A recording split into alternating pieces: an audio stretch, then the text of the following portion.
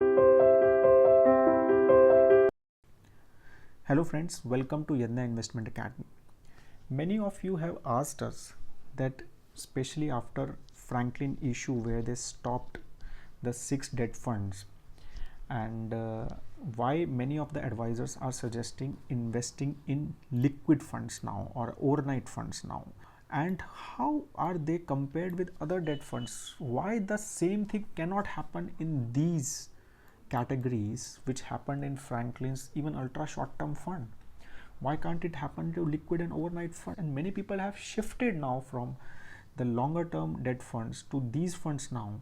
So they want to understand that is it safe there, especially for 30% tax bracket folks who wants to take a benefit of indexation and reduce their tax impact by investing in debt funds rather than in fixed deposits. So for in understanding first between liquid fund or overnight fund versus debt fund, we need to understand what is a money market and how it is different from the other debt market.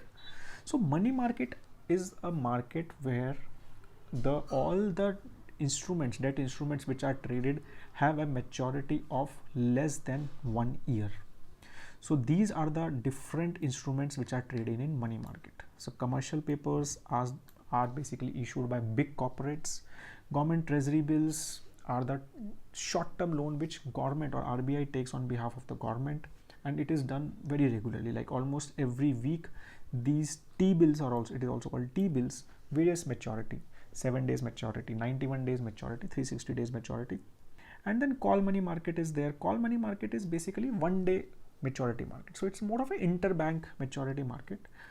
Then there is a certificate of deposits which bank issues and where various mutual funds and corporates can invest. It is like similarly like fixed deposits for big players, big corporates, institutions. And then term deposits like fixed deposits again. So all these instruments we have discussed, we have a detailed video on all these instruments. I am putting the links of all these videos in the description of this video also, so that you can easily access it. So these instruments are money market instruments where liquid funds or overnight funds just invest in basically call money market because they have a maturity of just 1 day. That's why they are called overnight fund, right? Overnight is 1 day. So liquid funds invest in these type of instruments, basically money market instruments. Then there are other debt market, bond market, which we call like debentures or perpetual bonds, zero coupon bonds, or long-term government securities like 10-year, 20-year, 30-year government securities. So all these type of instruments are traded in the bond market.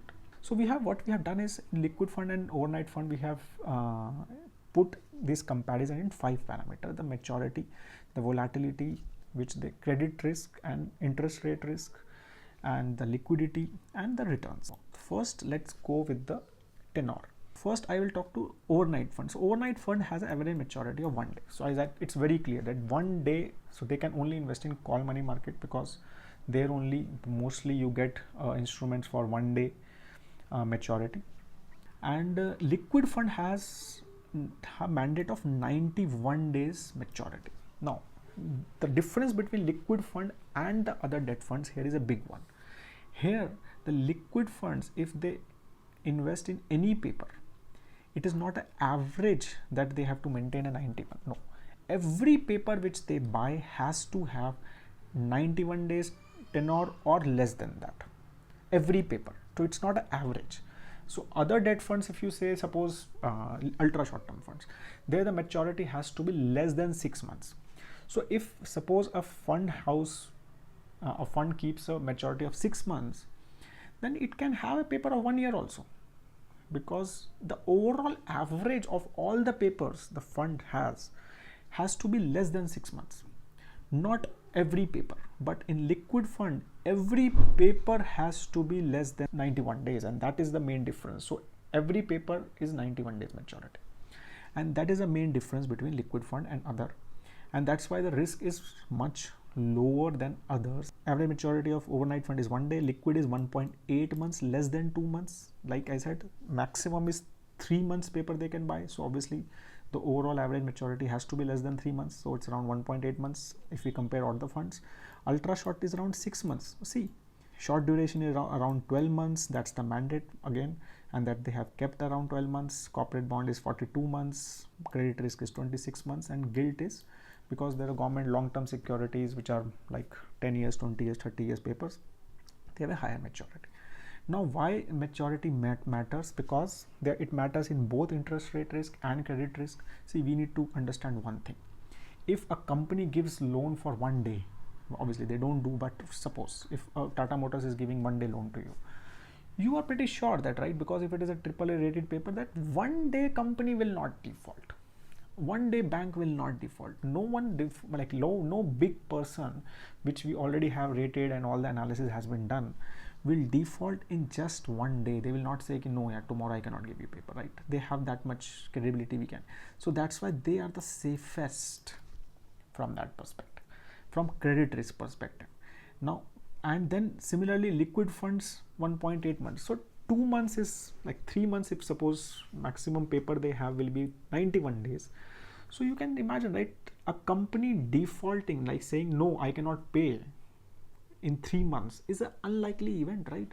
If you know that it's a AAA rated paper, it is a good company, they have paid their money in the past, so they defaulting in just 3 months, they are saying no, after 3 months their business just becomes too bad and they are not able to pay, is an unlikely event.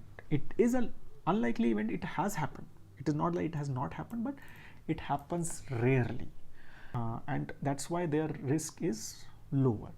But if suppose you go with ultra short term, now it's a 6 months is the average, right? So they can buy a paper of 12 months also, because they have to keep average as 6 months, right? So they can have a paper of one month, and then they can have a paper of 6 months, 12 months also, up to that they can have paper as much as they can.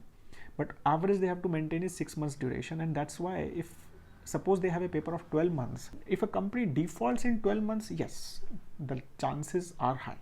Like especially with corona like situation, if it happens, many big companies can default, right? They are like many big American companies are already filing for bankruptcy. So things can change a lot in 12 months, and that's why the risk increases in ultra short, and similarly increases in short duration, similarly increases in corporate bonds. So the risk, credit risk increases, except here because they are government securities, there is no credit risk here, but increases as the duration increases, because the business can go bust as the duration increases in that period. That is the one credit risk issue. Second is interest rate also. So we'll talk about interest rate. So let's talk about the volatility next. So how volatile these returns are for various categories of liquid funds versus the other debt funds and the overnight funds as well. So we thought let's compare various standard deviations. So if we see like because they have a shorter maturity or shorter tenor, obviously their standard deviation will be lesser, because there is a more predictability of returns, and the defaults are low, the interest rates in that small and doesn't impact the returns too much, and that's why the standard deviation is pretty low. If we see, right, it's just 0.29% for overnight funds. So your overnight funds can give on an average just 0.3% higher or lower returns than the average. Liquid funds can give around 0.5% plus or minus. Ultra short term, now see, average, it has a mandate of 3 months, it has a mandate of 6 months, but the volatility increased by more than 3 times with ultra short term, right? So volatility is higher, so 1.61% higher or lower returns can come for ultra short term. Similarly, short duration, it is more, 3% plus and minus can happen in the short duration. So volatility is much higher. Corporate bond is little lower than short duration. Credit risk is the volatility there, +6, -6. So actually credit risk can give you negative returns also, because if you consider average around 6-7% in these interest rates, they can go with negative returns as well, and they have. Credit risk funds have given negative returns in the past. And similarly, gilt funds around 4% because of the majorly interest rate problems, because they are long-term funds and they face interest rate risk, and that's why they are also pretty volatile. So from volatility perspective, that's majorly tells you the risk. These are the very, very low risk funds. So now let's talk about interest rate risk. Now, as the government or RBI increases the interest rates, the long-term maturity papers, their returns decreases. and it is vice versa. As the return interest rate decreases, so recently on the end of March, RBI decreased the repo rate, right? Because of that, the long-term maturity, if you see gilt funds, which are 10-year gilt funds, their returns increased a lot. Why? Because earlier they were giving high returns. Now suddenly the interest rates, new funds which will be issued will be lower return interest rates. So everyone wants the older papers, right? I also want older papers which is giving me maybe 8-9% interest, which are 10-year maturity. So I want that paper. So if I want that paper, I have to go to secondary market and I have to bid for it. But then there is a lot of people like me who wants that paper. So that's why the price of that bond increases, and that's why the returns increases of that bond. And we have talked about in detail with examples in how bond market works and how interest rate cycle is inversely proportional to the maturity, and I think you will get an answer there. And that's why, because the maturity of higher the maturity, higher the interest, the lowest the maturity, and this is like overnight has the lowest interest rate risk, gilt has the highest interest rate risk. So very simple. Let's talk about the credit risk now.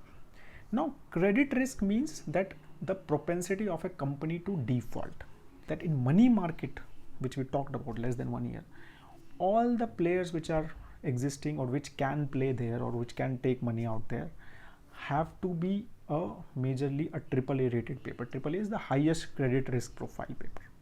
Now the problem happens that if today your credit risk is very high, like you had a AAA rated, but just in one day it becomes a junk bond or your credit risk changes a lot, right? Then what happens, right? It has happened in the past and I'll tell you why. So basically, from understanding that A rated and below papers, overnight and liquid fund has 0% allocation. A is little risky, AAA is highest, AA is second, A is third. So we've taken A and below, which then BBB comes and BBB comes and B comes and then junk, right? A and below, if you see, this overnight and liquid fund have no allocation to them, 0%. Ultra short term has just 5% allocation, short duration 6% allocation, corporate bond just 3% allocation. Credit risk, obviously the name suggests they take credit risk, and that's why it's 26% there. Gilt fund, obviously government securities, no credit risk, and they are all AAA or sovereign rated, they are called. So basically they don't take any credit risk. But does that mean they are very safe? Does that mean no paper can default in liquid and overnight fund? I would say yes, in overnight fund no paper can default because it's majorly call money market, majorly interbank market. I don't see a scenario where there will be a default in an overnight fund. But in liquid fund, the default has happened in the past. It has impacted its return, and we have given two cases here. IL&FS. IL&FS was a AAA rated paper. It was a AAA rated company. All the loan which they used to take, and they used to take a lot of short-term loans through commercial papers. And all the bonds, they used to be AAA, but suddenly the company's rating changed from AAA to a junk. So what happened? There are a lot of liquid funds which had invested in IL&FS. They didn't know about all these problems which they had, and rating agencies were not very proactive. They had no. So many liquid funds who had invested in IL&FS, even though very small maturity, like 2-3 months, IL&FS they were not getting the money in just 1 or 2 months also. So those papers which were maturing in just 1 or 2 or 3 months were also getting default. IL&FS was saying that no, I cannot pay that. So Union Liquid Fund had 3% impact in 2018 almost. So overall returns decreased by 3% in 2018 because of IL&FS crisis and liquid fund investing in IL&FS. It's very rare, but it has happened. Similarly, there was a company called Ballarpur Industries. Again, it was downgraded just in day. There was a Taurus Liquid Fund, companies which give fund ratings. They had 5 stars on that Taurus Liquid Fund. That liquid fund in 2017 hardly gave any returns. The impact was 7% on the returns in 2017. They hardly gave any returns, which you don't expect, right, from liquid funds. You expect that at least they should give around more than my savings interest or around a fixed deposits, 1 year or 6 months fixed deposits. The credit risk impact has happened on liquid fund in the past, but again I am telling you, if it's an event which happened very rarely. Second, it happens only to fund houses or fund managers which are not very proactive. When you are investing in liquid funds too, just see the portfolio once, see what companies they have invested in, and if you think that there is any risky company there, don't invest. Because of that, in mfyadnya.in, if you will go, you will see a very detailed risk profiling of various liquid funds, very detailed understanding. We have seen various companies, we rate them on credit risk specifically, even on interest rate risk as compared to others, and that's how we have given the ratings from that. So other debt funds, obviously they have a higher credit risk. They can take higher credit risk, they can invest in A papers, less than A rated papers as well, and that's why their risk is much higher than liquid and overnight funds. There's no doubt in it that credit risk for these two categories is much lower than others. Overnight is almost negligible credit risk for sure. Now from liquidity perspective, how liquid are liquid funds? So liquid funds have a very small exit loads. There is hardly 7 days exit load. So if you take out money before 7 days, there is a small penalty which most of the fund houses take. Other benefit is that many of the funds are offering this insta redemption facility on liquid funds. If you do a redemption in a debt fund, right, the debt funds majorly take around, I think, 2 days to get your money back. In insta redemption facility, it happens just in 30 minutes. So for these liquid funds, if you have invested in the insta redemption facilities, you will get your money in just 30 minutes. Now let's talk about the returns. We have talked about a lot of risk and all these things. Let's see how it impacts returns. So I think very clearly, the lower the risk you take, the lower the returns obviously you will have to get, right? And that's the theme which we always know. So if you see, this is a calendar returns which we have plotted here of all various categories which we are comparing here. So clearly overnight funds, the safest and are consistently giving the lowest returns in all the 5 years which we have plotted consistently, right?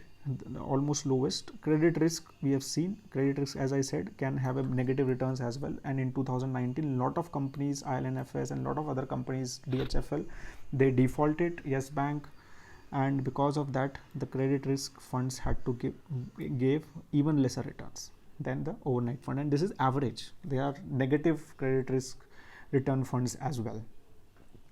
But then they have given very good returns as well, like 10% returns also they have given in the past, when there was no default and all the bets worked, and so they gave very good returns at that time. There it just gave 6.6% returns. So that's a basically risk reward understanding, right? Similarly, gilt, it takes very high interest rates risk, as I said, very 10 years maturity mostly, right? So high interest rate risk, when interest rates increases, they give bad returns, like in just 6.2%, just 3.1% in 2017 interest rates were increasing. But when the interest rates decreases, see their returns. So in 2019 the interest rates were consistently decreasing, and see they gave 11.3% return in 2019 and 16.7% returns in 2016. Many equity funds will also not be able to give that kind of returns. So that happens. So but overall, if you see the average, it will be around 7-8%, right? So if you take and put the investment for like 5-7 years in these funds, because the credit risk is zero, they only have interest rate risk. So if you invest in for long term, they will give you around like average returns only. If you are okay with these type of returns, you are want to just park your emergency fund and get the tax benefit and use insta redemption facility and all that kind of things, there's nothing. I think these are very low risk categories to invest in. So all this data was taken from our website MF Yadnya. Here we have done the analysis of various big liquid funds. We have selected some of the good liquid funds there and done analysis that why they are good and why they are bad. And not just liquid funds, lot of other debt categories, the hybrid categories, equity categories, more than 200 different funds, selected funds. We don't do analysis of all the funds. We first select them, select good ones, and then we compare them, and then we do analysis, so that you also get a benefit of it. and then you can just go to these funds, see the ratings, see the analysis, the type of data. I must tell you, you will not find anywhere the type of data. You will not get disappointed with the data which we give here. It's no data is available on free websites or free rating agency website. So that is all we have on this topic of liquid funds and overnight funds over others. If you have any question, please do write in the comment section below, and please do subscribe to our channel if you have not done till now, and press the bell icon for regular updates. Have a great time ahead. Jai Hind.